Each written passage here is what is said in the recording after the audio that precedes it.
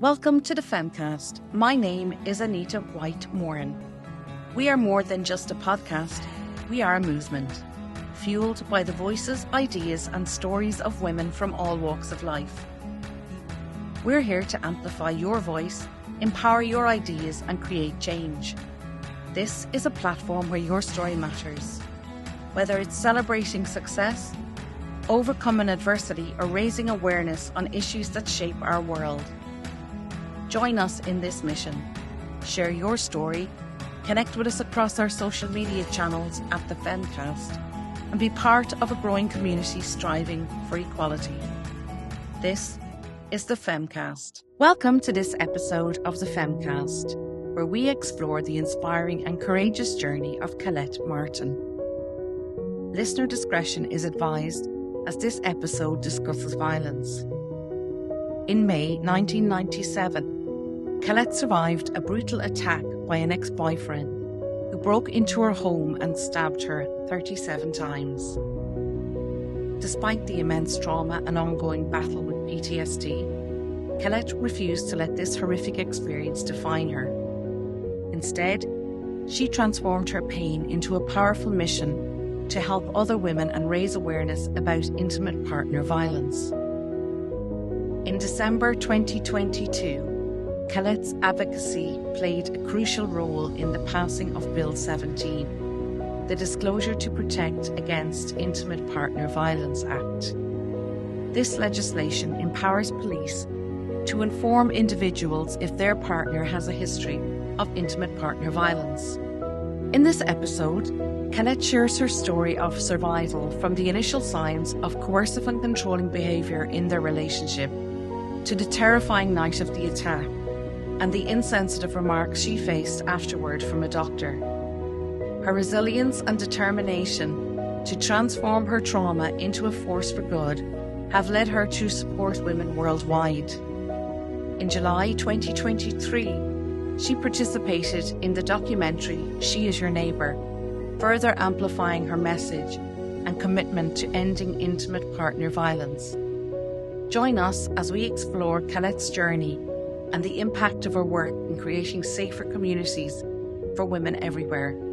This is the FEMCAST. Hi Colette, you're very welcome on to the FEMCAST podcast. I'm delighted to have you on for our listeners to hear your story of the strength and courage you took that night. And if you'd like to start off, I suppose, by telling us a bit about yourself. Sure. My name is Colette Martin. I'm based in New Brunswick, Canada. I'm the mother of 3 beautiful boys, and I advocate to try and give others hope in domestic violence or any violence against women. That's what I do. So you're leading a very ordinary life. In 1997, you're going about your business and you started seeing someone, and then obviously it gets violent. If you'd like to just talk a bit about the lead up to that night and since that night, how you have become an advocate and are saving lives, and your new campaign, I'd like to talk about that. I met him back in January of 1996, and we dated. We started dating after we met. I had gone out to a birthday party for one of my friends, and that's where we met. And we started dating. He played hockey with a team here, not too far from where I live. And so we just started dating. He lived away from here. He came on the weekends. I traveled with him and his team. And so everything was good. It's when I let him move in with me that's when I saw the real person. So was he a professional hockey player or on his way to being a professional hockey player? I don't think so. A professional hockey player wanted me to be. He was just playing with a team in Mirabel, New Brunswick. It was called the Tim Hortons. And he was going to university at St. John. So I met him here, and I thought that everything was good. But then after I let him move in with me, it was a different story. So he moves in with you, and what was the relationship like then? After he moved in with me, I started seeing the true person, his true colors. It's true that they say you don't really know somebody until they move in with you or they live with you. And when I let him move in with me, then he started trying to take over my life. He wanted always just the two of us. Well, I had a 6-year-old boy and that wasn't going to happen. So he just tried to control everything I did. And I didn't understand it at the time. Like he was trying to alienate me from my family and my friends because he used to say that we only needed each other. And he used to call me 20 times a day, but I thought he called because he loved me. He tried to control what I ate, but then he would tell me that it's for my health. He wanted me to exercise a lot. And again, he said it was for my health, for my benefit. So, he was like underneath, he was trying to do stuff, but not really show everything. So then I started to catch on. One time he got violent and that was the first time. And I knew that this was the beginning of the end. So then I started planning how I was going to kick him out of my house because he was living with me. So I knew I needed to get rid of him. I didn't know how. And so one day I told him he had to go and it went fairly well. He packed his stuff in his car and took off to Montreal. That's where he was from. And I thought that was the end of it. But then he started calling, sending letters. And, I felt bad for him. I didn't want to hurt him, but he moved back here to where he was living before, where he was going to university, and found himself another girlfriend, went on with his life. They had an apartment together. And so I thought, and I went on with my life. And I had I had a good job. I loved people. I traveled all over with my dad's company. I was a fish buyer on the wharf here in Esquimalt. And, I could never meet enough people. So that was just the type of job that I was really good at. I loved people and I loved my job.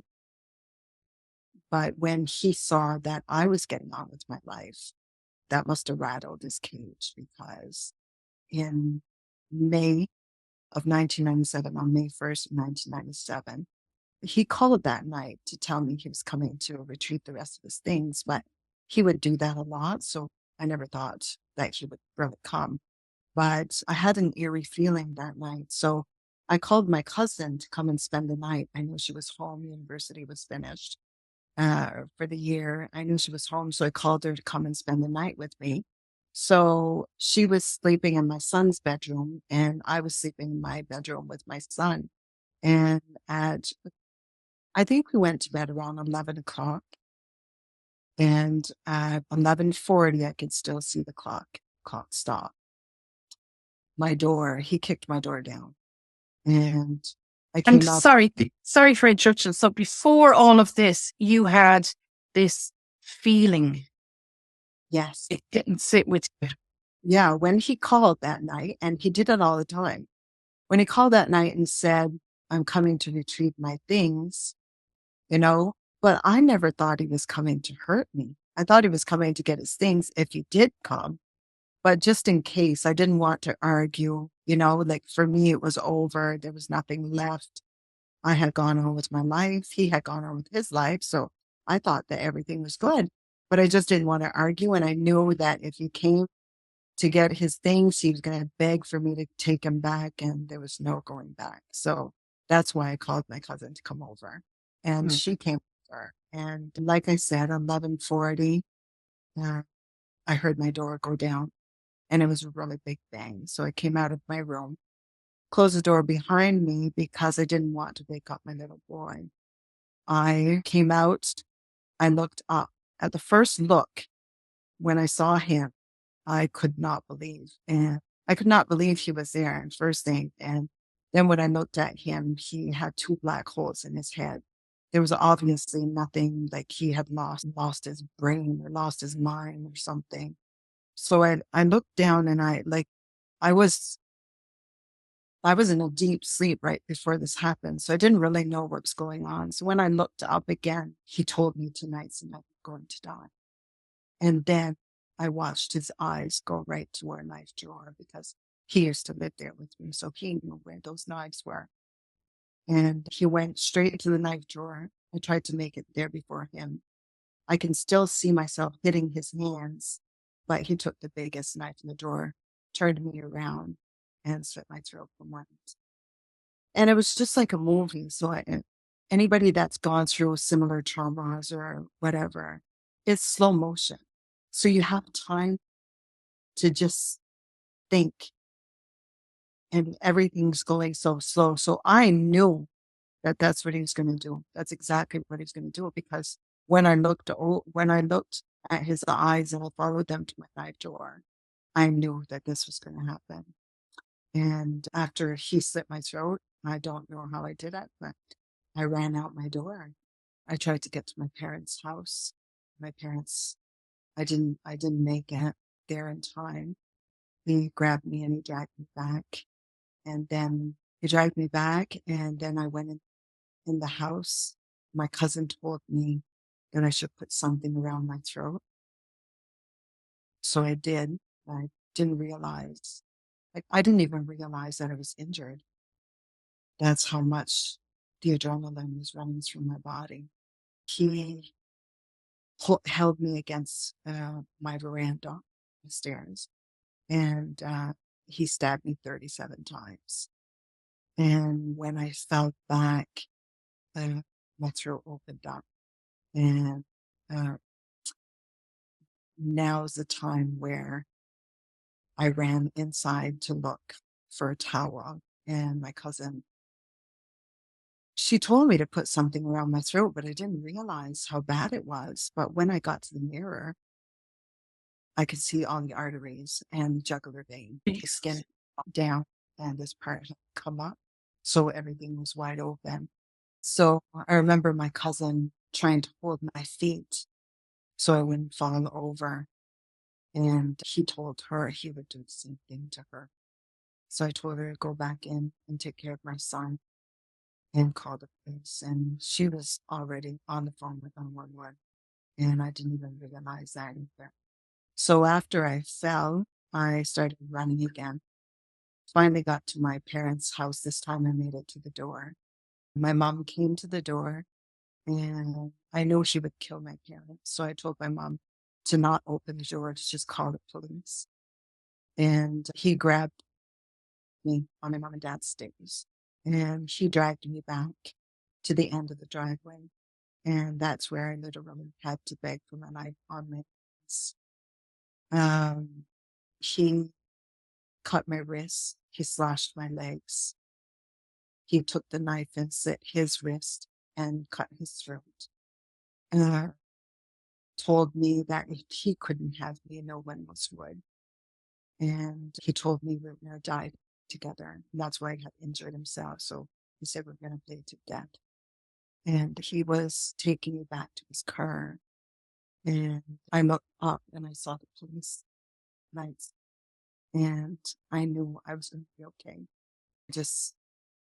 I told him that he was done, that it was done, and that he was going to go to jail. So he dropped the knife. So of course I picked it up.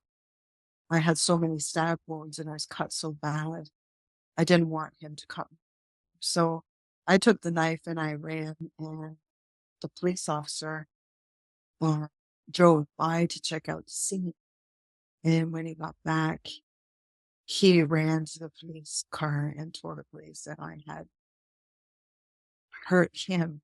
My sister got there at the same time, and she said that I had a towel around my neck, so they couldn't even see that I was injured.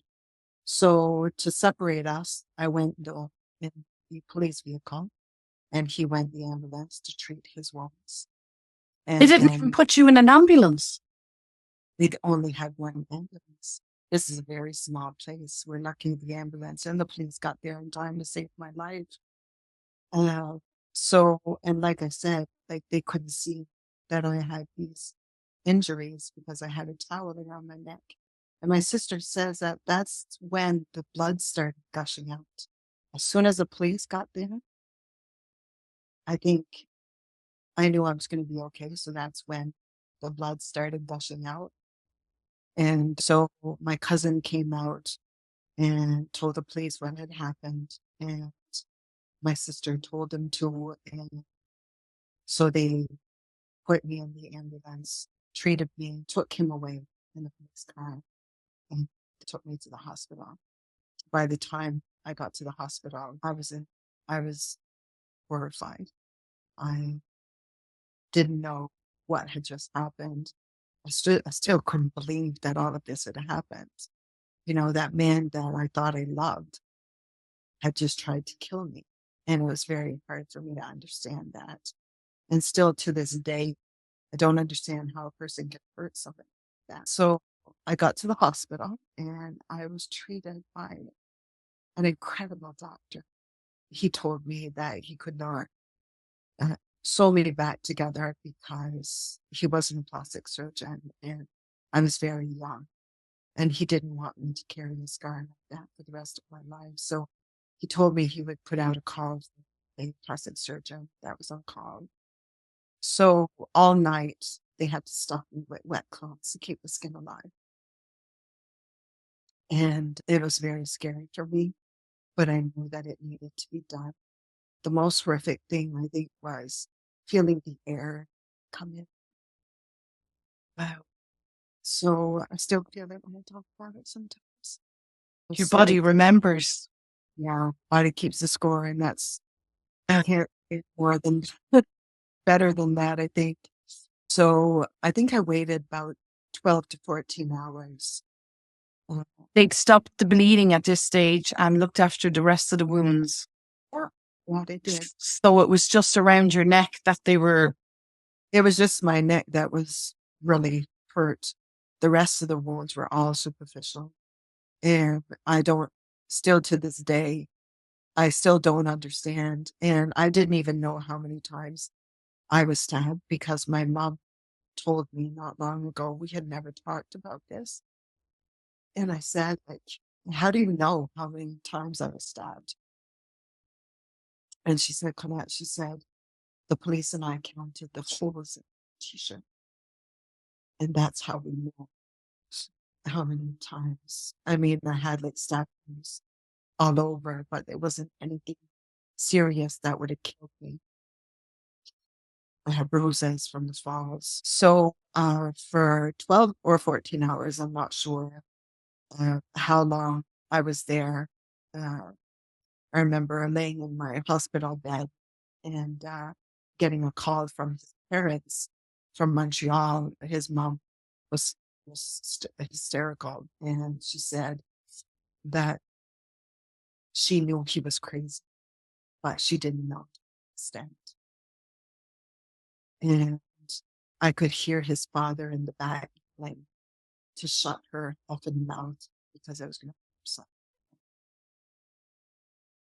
And I remember having a guard at my door because he was in the same hospital as I was.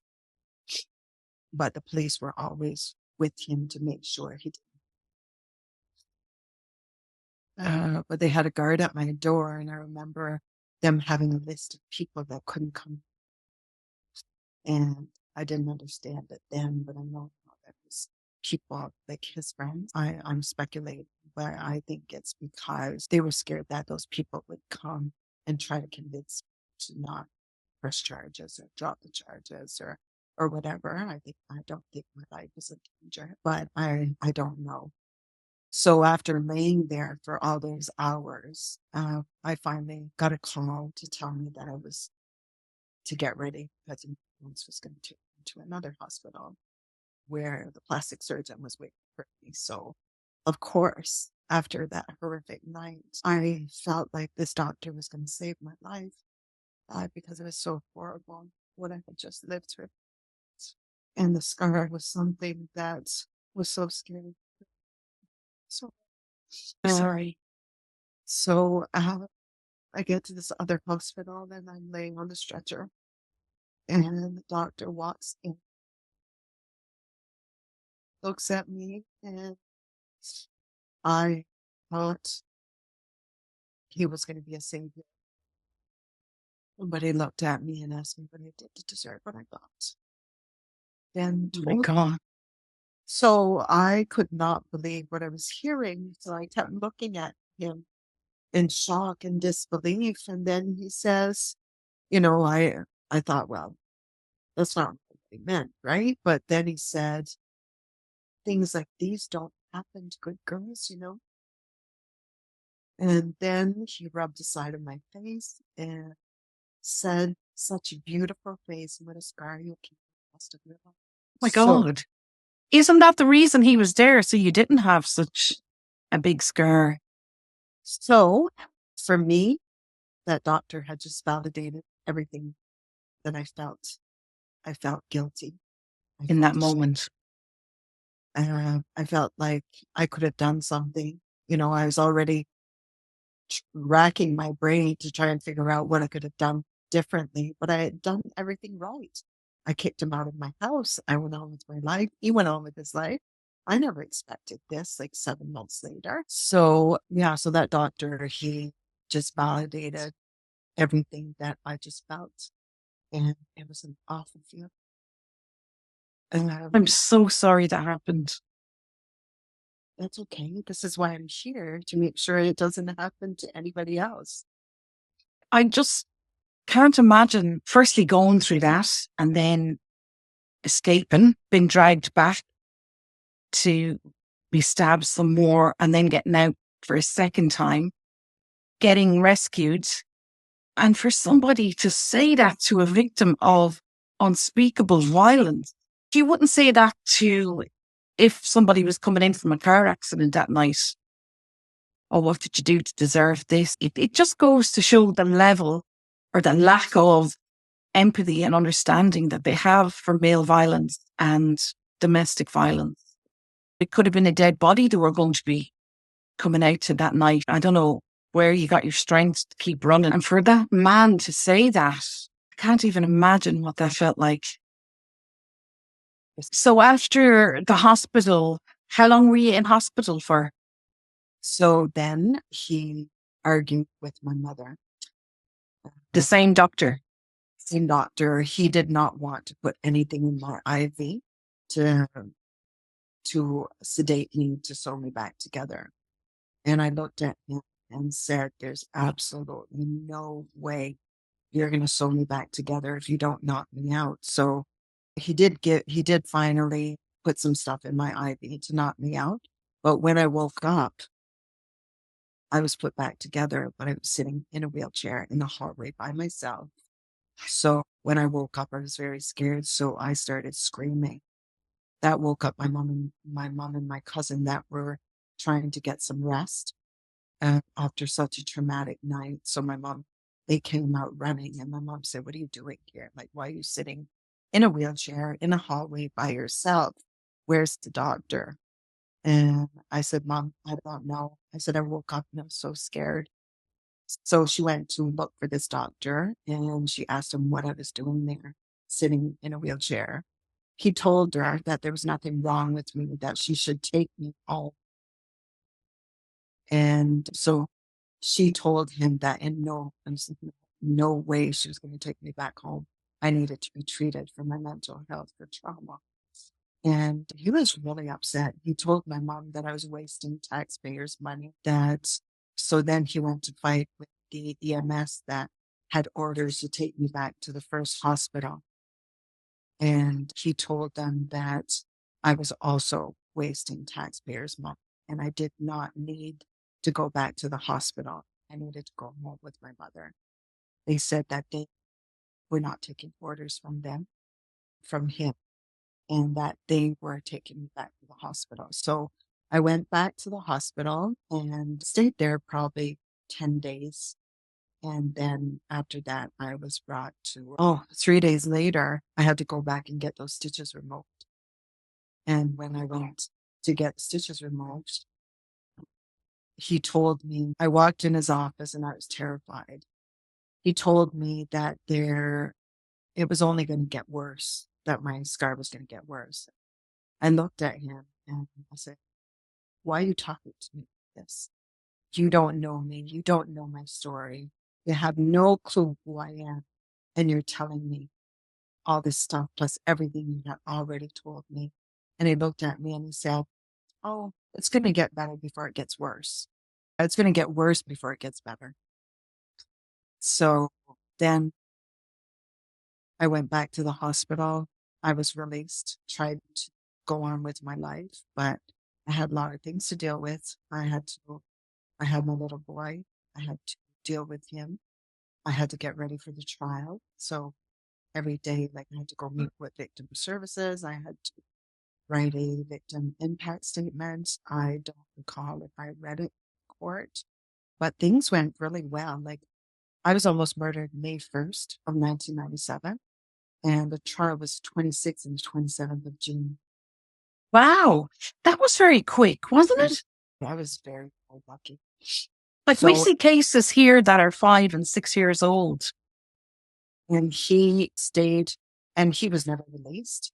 You know, he stayed in jail the whole time until he went to court. He was sentenced to 9 years for attempted murder, 2 years for forcible confinement and break and enter. And he was sentenced on August 15th, 1997, and also released August 15th, 2003. So he spent 6 years.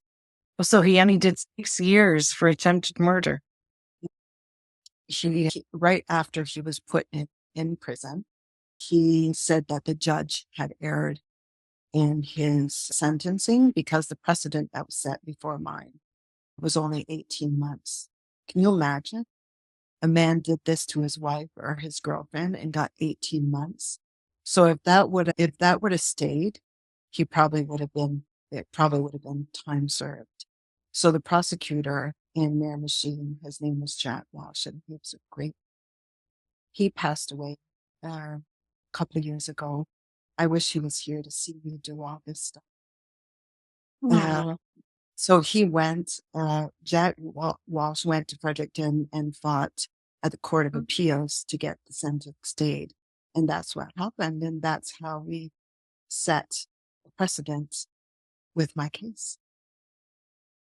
So when you say Senate precedents, what do you mean by that? That the terms were longer for attempted murder, or it changed the law when it was domestic violence?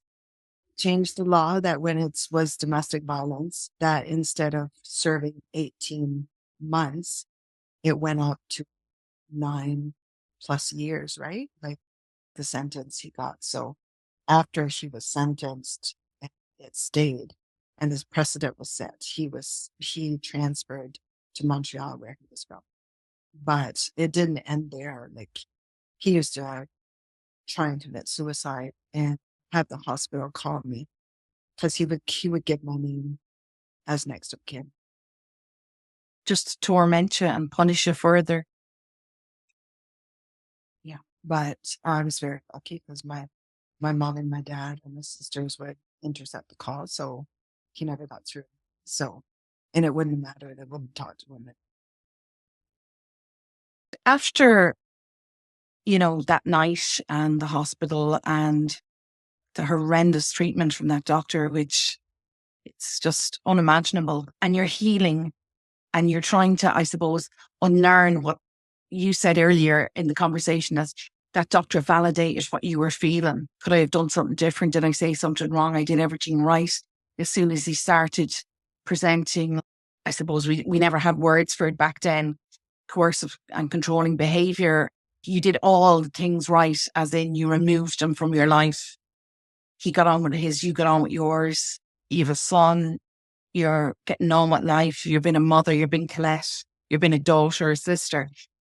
I suppose after all of that, and the healing is starting, or if it is starting, I don't know. How is it he's been convicted and sentenced? How are you feeling? Oh, still couldn't believe that all that had happened. I tried to get on with my life. I left for a while, went to visit some friends after the trial was done. I just wanted to run away. I didn't want to be me anymore cut my hair really short, dyed it blonde, all stuff that, because you don't want to be yourself because there's too much pain being you, right? At that time. Uh, he was sentenced. He got that many years, but for me, it felt like I got the right sentence. Then for 20 some years, I waited for him to come back because I knew how angry he must be with me because of what happened and that he went to prison and stuff. So I waited all these years and I did go on with my life. I had two more boys, two beautiful boys. My son's doing great. He has a great life. And he just gave me my first grandson. So I'm really happy about that. Congratulations. Yeah, I went out, tried to get on with my life, but for the first 10 years after this happened, I have to say that I didn't really even know. I always tell people that I wasn't touching the ground. So I was floating all over, but nothing made sense to me. I was very, very mentally ill. I just had to find myself again. And little by little, started seeing the light. Didn't want to talk to nobody close to me about it because I felt like I was a burden. I felt like I was bothering them. Nobody wanted to hear. I heard things like, get on with your life, move on. It's been long enough now, but people don't understand what this trauma does to a person. And so little by little, I think when the 10-year, a little bit more passed, I started seeing the light again. My friend invited me to share my story at a big conference in Eel Ground First Nation. It was all the students from the community college were going to be there, all the first responders. And that was the first time I ever shared my story. So, and let me tell you, there was not a dry eye in the hall there. Then I started sharing little bits and pieces, like I'd go somewhere and share. I didn't have a speech. I didn't have anything. I just needed to get it out. My family is so traumatized still that I didn't want to talk to them about it. My community's very small. Everyone knew what had happened, but nobody had ever asked me what happened. I just shared my story with my community after 27 years, the first time in March, International Women's Day. It was a great evening. I started going to share my story at colleges and stuff with the outreach worker. She was wonderful. One day she asked me to come and share to a police foundation class, and I was very happy to go until while I was sharing my story, one of the police officers wannabe got up and said, if it was that bad, why didn't you just leave? I didn't know what to answer. So I think I was shocked that he asked me such a question. And the outreach worker just went up one side and then down the other. And she told him that you never, ever ask a victim that question. And he was going to be a police officer. Yeah, but I'm very happy to say he's not a police officer today. Good. So then that kind of stopped me for about 5 years because I didn't know what to answer him. If he would say that to me today, I'd be ready for him. But back then I was upset. So I kept after that, probably 5 years, I didn't do anything. She wouldn't ask me to come share my story because she saw the pain that I had that day. So then in 2019, my mom was dying of pancreatic cancer. And she told me to get rid of everything that hurt me. And I had no clue what she meant, but it was her words of wisdom. And she knew that I'd catch on. And so COVID hit right after.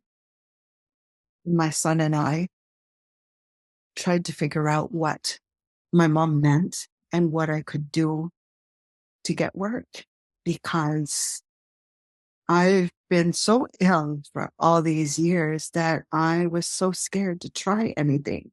You know, I would not apply for a job that had anything that would, like if I try and make a puzzle, I get anxiety so bad I have to stop.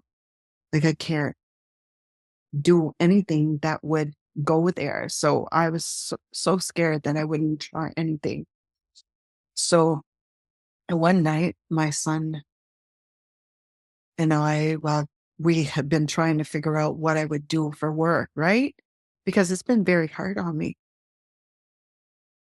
He came up the stairs with his MacBook and he told me, Mom, I know exactly what we're going to do. You're going to start writing your story. We're going to publish a book, tell your story, and then you'll be able to go all over and share your story. And at that time, I thought, well, I can write my story. It's my story and nobody can write it like me. So I started writing my story. We're sitting down here at the table and he says, oh, it's my friend's birthday today. And right then and there, I realized that it was 25 years to the day and almost at the exact time I met him. So I knew that was the universe, God telling me that this is what you need to do. So I started writing my story. I wrote a lot of it. I wrote all the horrific parts. Everything's written down to a T. But I never realized that I'd be on the most incredible healing journey of my life. I started writing. Then a friend of mine had started, I think it was like a group on Facebook, and she was doing something with mental health. And she said, could you do up a little video for me that just tells your name and stuff? And I said, of course. So I sat at the table and tried to make this little video for a whole day probably. And I finally got it and got it done. And the only thing I said was, my name is Colette Martin. I'm a survivor. I was almost murdered 24 years ago. I made it through and so can you. And I put that on Instagram. And this beautiful lady from Australia saw this little video and contacted me and told me she was a part of a campaign called the Y campaign. She was the ambassador and that she would love if I could attend their event. And I said, of course. But imagine that like at 2:00 in the morning, I had to get up to get ready to be on that event because it was 4:00 in the morning here for it. So I got up, I got ready, and I did that quite a few times. The first time I just listened and I couldn't believe that I was seeing other people like me. All these people were sharing the exact same, probably not the exact same trauma, but all of these people were living in trauma or had suffered a trauma, and they were all on a Zoom virtually so we could protect each other and help each other out and find ways to stop this violence. So first time, I cried the whole time. And the founder of the Y campaign came on at the end and she said, Colette, would you like to say something? I know you're here from New Brunswick, Canada, and I know you're quite emotional, and would you like to say something? And I said, yes, these tears are not emotional. I'm not sad. These are tears of joy because I finally found my tribe. For 20 some years, I didn't even know that there was other people like me out there. I thought that I was the only one because I never heard anybody talk about it. It's not on the media, like it's not on the news. There's nothing about women being murdered or domestic violence. There was nothing. So I thought all those years that I was alone.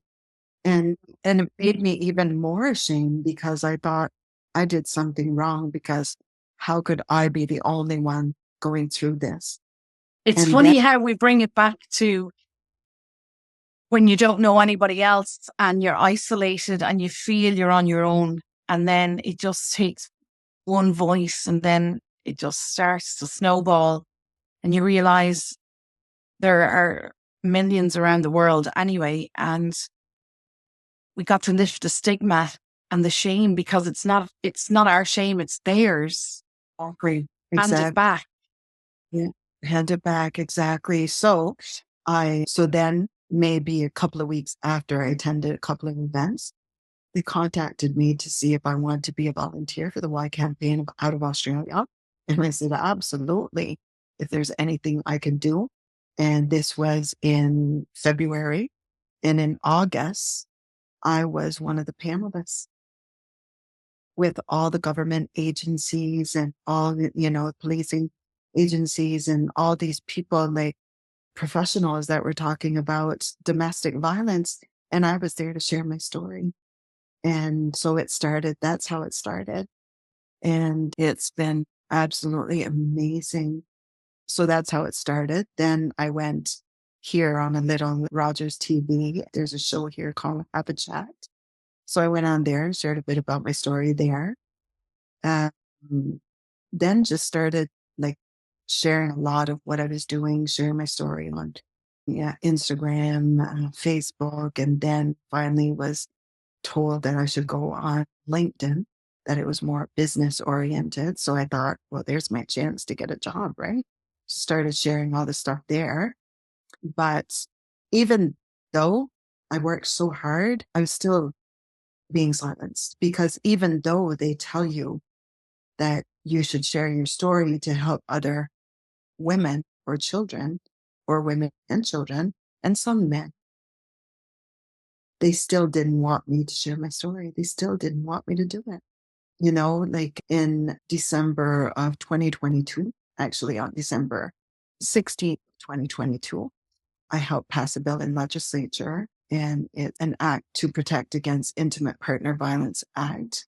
This is similar to Claire's law, and that's where they get it from Claire Wood. And so I got that done, but still no job. So then started talking to a lawyer that really supports domestic violence. And he was from Ontario. My friend from Ontario had connected me with him. And he connected me with these beautiful ladies from Women's Crisis Services of Waterloo region. And he connected me with them, but we never knew that this was going to happen. We started talking and stuff. And then all of a sudden, I had just booked a trip to go to Ontario to see and they called and said, we're doing a special project with our podcast. Can we see if your story matches what we have in our vision for the special project? And I said, of course. So we talked on the week before I was actually leaving to go. On Monday, we had a Zoom, and they heard my story and they said, that's exactly what we want. So this was Monday. I left on the Wednesday, flew to Ontario and filmed She Is Your Neighbor. And that was the most incredible gift they did for me. And it was my gift to the world. Can we talk about She Is Your Neighbor? Mhm. I see you're on bus shelters now. Yeah, bus shelters, back of the buses. Talk about what that is for anyone who's listening or watching. She Is Your Neighbor is a podcast, and they decided to make a short documentary. So in the short documentary, it talks, I tell my story, a bit about my story, and then they talk about women's shelter and what women go through when they go in these shelters, and how hard it is, and how we were silenced, and how they're trying to give women voices. So with the podcast, they actually get the real people to share their story, and it gives them back their power. So that's how they decided to do that, because they're not only a women's shelter. I think they're heroes or sheroes, whatever you want to call it. So She Is Your Neighbor was filmed last summer, and in October, I think it was October 7th, was released. We were right away in film festival in New York City. I think it's called Change the Script. Then we were in the film festival in Hamilton, which we won. And now we're off to Oregon. Wow. Oregon Film Festival in September. September 7th is the Oregon Film Festivals. We're off to there. This documentary has been such a blessing. They had recorded it in English. And because I'm from a French, New Brunswick is bilingual. And I have a lot of people that I love that are French. And so a lady that's from my hometown works at the university in Moncton, and she offered to do the subtitles in French. So now it can go like so much further. So I'm really excited about that. I hope everybody watching goes and watch the documentary and gives it a thumbs up and subscribe. That would really help our cause. And I don't know, it's just spiraling and it's beautiful. It's just the lives that, and I can't say this enough, it's the more people that speak up, the more lives that will be saved. And we can prevent this violence because like they're able to turn laws around in seconds. We can have shut down the whole world in a few days, like COVID taught us. This is preventable. It gives people hope. It gives I give people hope. I have messages every day, the most beautiful messages. And then sometimes I have the scariest messages because women are stuck and they don't know where to turn. So what I've been doing is connecting them with the people in their area that can help them because I've connected with enough people. I've made sure that I've connected with enough people around the world. I even helped a lady get back to her home in New Guinea in New Guinea. Yes. Yeah. She saw a little message that I saw a post on Facebook right at the beginning of my journey. It was Women Speak. And I saw that women were sharing a bit. So I put a bit of my story and she contacted me by messenger and she asked me for my help. And I was so well connected, like in Australia, and these people in Australia that I connected with her got her a passport. They helped her to get back her kids, and now she's back in her home. It's amazing work. Well, there's nothing like, when women get together and they have a common goal and they will go to the ends of the earth to protect children, just any human being, but especially children, other women. I'm also a champion for Love Shouldn't Hurt.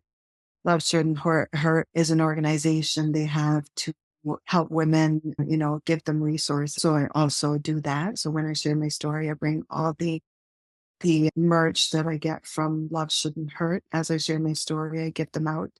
And then if they need help, anybody needs help, it's all on there. Last summer, right before I went to film this documentary, I was given the Paul Harris Recognition Award. I'm very proud of that also.